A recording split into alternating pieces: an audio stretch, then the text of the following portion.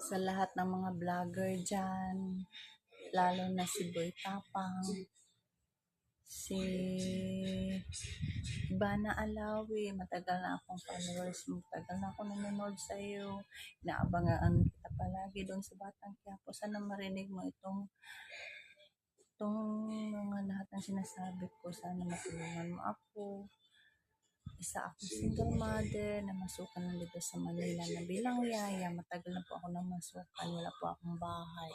At meron akong 2 anak na nag-aaral. Sana po matulungan niyo. Kahit iangat na lang ninyo ang aking pagbablog. Paminsan-minsan lang po ito magawa ko dahil busy din po ako sa mga alaga kong bata. At sana po matulungan niyo ako na aangat at madami pong magpapalo sa akin.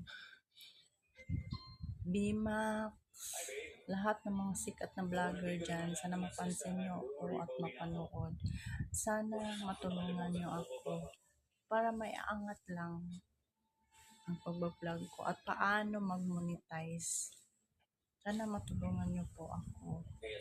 God bless po sa inyo lahat. Lagi po akong nagsubaybay sa inyo, Batang Pasaway, lahat, mga Bisaya na mga vlogger. Sana mapansin niyo ako at matulungan mag-monetize at sana matulungan niyo akong umangat sa pagbablog at ang daming magpapalo sa akin para matupad ko yung pangarap ko na magkaroon ng sariling bahay kahit kubo lang po. Okay lang po sa akin. Para pagtanda ko po, meron po ako may uwian kasi tagal na po hindi ako makakauwi. 3 years na po. Gawa po ako nang wala po akong bahay doon na uuwian. At yung anak kong 2, nakikita na lang po sa bahay ng tatay ko. Tsaka halos sira-sira na po yung bahay namin doon sa Mindanao po. Sana po matulungan niyo ako. Sana mapansin niyo at mapanood itong mga lahat ng sinasabi ko ngayon. God bless po sa inyo lahat. Ivana Alawi, lahat mo ng mga sikat na mga artista na nagbablog, na idol ko kayo lahat, idol kita, Ivana Alawi, sana mapansin mo ako at matulungan. Na isang busy sa tawag ka sa akin at matulungan mo ako.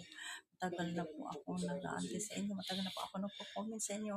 Kaya lang po, sa dami-dami nagpo-comment sa inyo, hindi po ako napapansin at sana po mapansin niyo na ako. Maraming salamat po. God bless po sa inyo lahat.